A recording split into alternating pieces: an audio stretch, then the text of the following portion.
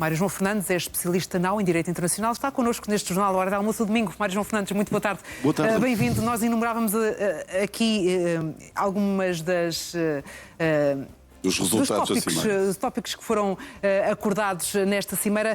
Diga-nos, somando isto tudo, quem é que saiu mais forte da Cimeira de Pequim?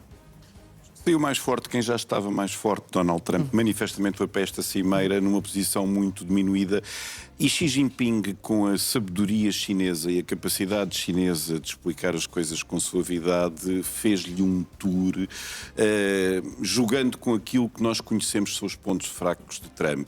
A lisonja, o elogio, o fazê-lo sentir importante, guardas de honra infinitas e repetidas, mas mandou algumas mensagens que eu julgo Trump talvez tenha percebido o sentido, não tenho a certeza que tenha percebido o detalhe. O detalhe deve-lhe estar a ser explicado agora.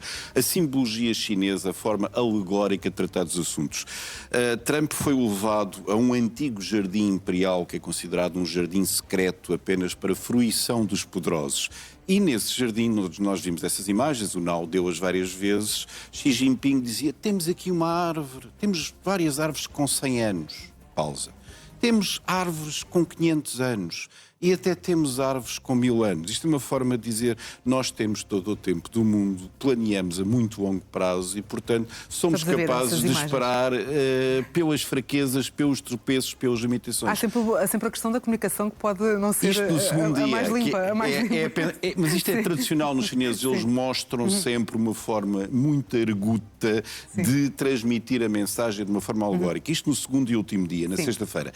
Na quinta-feira, no primeiro discurso público, e traduzido, e não foi contestada a tradução, Xi Jinping foi um bocadinho mais agressivo, mas fez-o de uma forma também muito sofisticada. Em vez de ir escolher um qualquer sábio chinês, um qualquer filósofo chinês, e há muitos para onde escolher, ele usou um elemento cultural europeu interpretado pelos americanos. O que é que ele disse?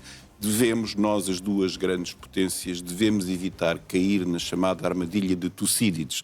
Tucídides foi um general, um historiador e um estratego grego ateniense que combateu na Guerra do Peloponeso e escreveu sobre a Guerra do Peloponeso, que opôs Atenas a Esparta. Qual é o ponto de comparação? Esparta era a potência dominante à época, ou seja, correspondia aos Estados Unidos, e Atenas era a potência emergente que primeiro perdeu as guerras com Esparta, mas depois acabou por ser vencedora bastante tempo depois. E houve a intenção de fazer esse paralelismo. Houve uma intenção muito clara de Xi Jinping dizer, atenção, que temos que nos entender, temos que ser capazes de nos entender e sermos capazes de encontrar um modus vivendi que permita o progresso de ambas as nações. E estabeleceu depois, já não no discurso, mandou dizer por um simpático colega seu, na televisão oficial chinesa, qual era a linha vermelha. A linha vermelha era Taiwan, a dizer nunca aceitaremos discutir Taiwan, qualquer coisa que os Estados Unidos façam sobre Taiwan e que seja prejudicial para nós. De resto, que essa era a questão mais relevante nas relações entre os dois países. Mas não era esta a agenda de Trump. É por isso que quando a Janete perguntou o que é que saiu, portanto, saiu um Xi Trump encolhido.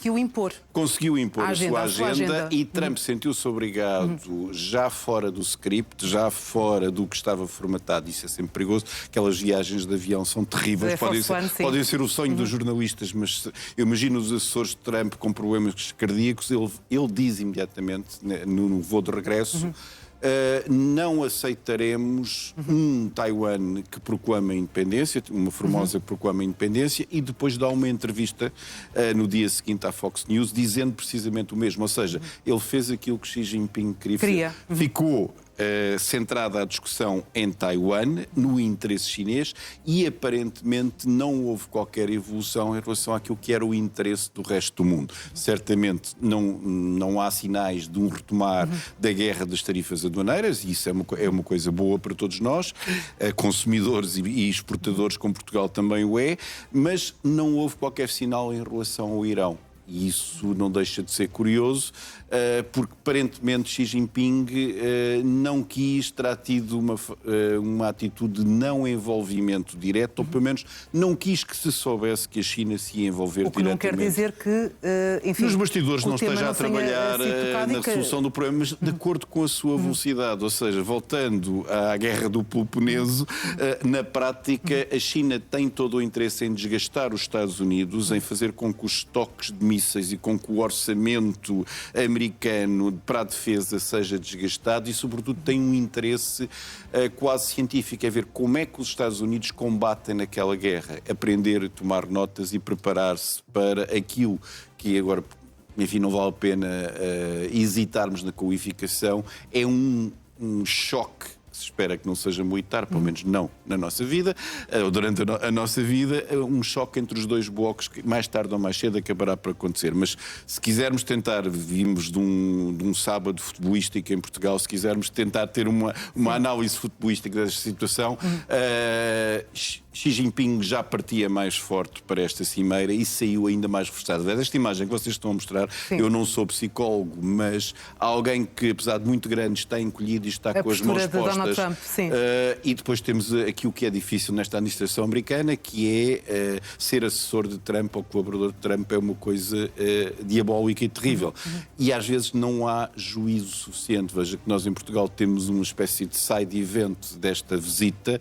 Marco Rubio não achou nada melhor numa visita presidencial em que só há uma estrela, que é o capitão de equipa, dar uma entrevista que se adivinhava pacífica, mas pelo menos aqui em Portugal foi tudo menos pacífica. Aqui agitou, mas também só em Portugal. Só em Portugal, porque os americanos já disseram que não pretendem comentar, nem pronunciar-se, nem rever qualquer posição sobre o assunto. Só esclarecer também uma questão na interpretação no que diz respeito a Taiwan.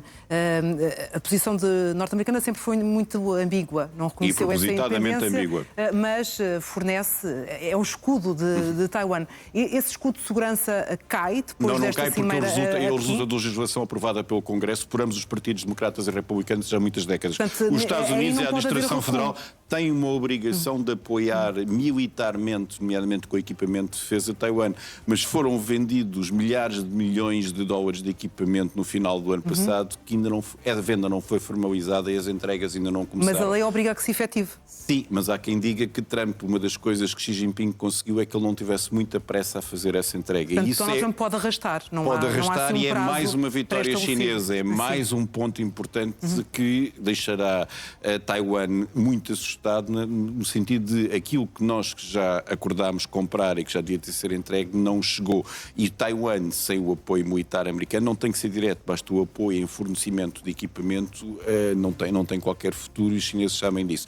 Mais uma vez, voltando ao tempo longo, no planeamento chinês da situação de Taiwan, o que é escrito é isto nos próximos 60, 70 anos resolve-se. É uma forma de ver os problemas que, se por um lado tranquiliza porque não convida ao choque imediato, por outro lado leva a tomadas de posição muito duras. Portanto, a escolha o tema da cimeira Taiwan não era aquilo que Trump queria e Trump ter sido obrigado... Não podia fugir, enfim, de alguma forma. Não podia fugir, mas não estava à espera que isto fosse apenas uma cimeira de assunto único. Ele pensou que poderia trocar isso por qualquer coisa. E não se percebeu qual foi a troca. Aparentemente não houve nenhuma troca. Pois, e por falar em assunto único, já aqui tocou na questão iraniana e a Ucrânia, sabendo nós que Vladimir Putin, depois de Trump, é o senhor que se segue na visita a Pequim. Essa parte é muito mazinha. Os chineses estão a ser mauzinhos.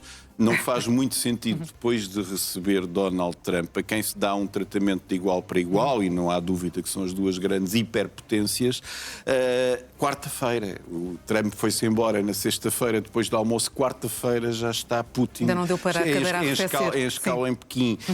E isso é complicado, mas pode ter sido também uma jogada importante, porque Trump já percebeu que as negociações com o Irã vão demorar, não vão ser instantâneas e demorarão bastante tempo a produzir resultados úteis ou politicamente úteis, talvez não úteis em tempo para as eleições intercalares do dia 3 de novembro.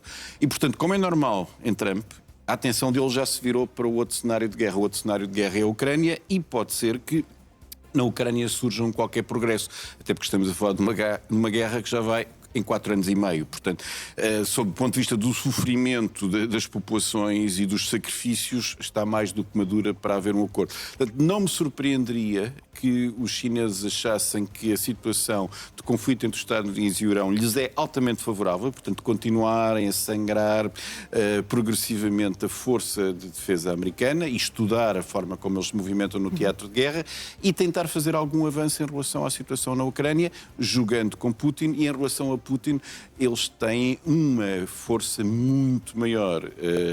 O grosso do petróleo que a China consome continua a vir, também vinha muito do Irão, mas continua a vir da Rússia e, sobretudo, do gás natural. Já há 2 gigantescos gasodutos que atravessam a Sibéria e abastecem a China. Os chineses estão em condições de acabar com a carteira e o porta-moedas de Putin amanhã, se quiserem, e Putin sabe disso. Portanto, pode ser que a China queira fazer alguma coisa nessa matéria e vamos ver o que é que cá estaremos para ver na quarta-feira o que é que resulta e que comunicação é que existe dessa cimeira entre Xi Jinping e Putin. Mas veja mais uma vez, se me é permitido concluir este ponto, sim, claro. O centro do mundo deslocou-se para Pequim. Para Pequim, claro. E Trump foi, ainda com atraso, Janete lembra-se que esteve preparado para finais de março, acabou por acontecer em maio, mas no fundo o que há é uma tentativa dos chineses dizer: não temos pressa, isto é um problema teu, nós estamos aqui sossegadamente a assistir e a ver o teu desgaste, como aliás já foi contado por um senhor chamado Tucídides no século V antes de Cristo, na Guerra do Peloponeso. Acabamos como começámos. Exatamente. Mário João Fernandes, muito boa tarde e bom domingo para si.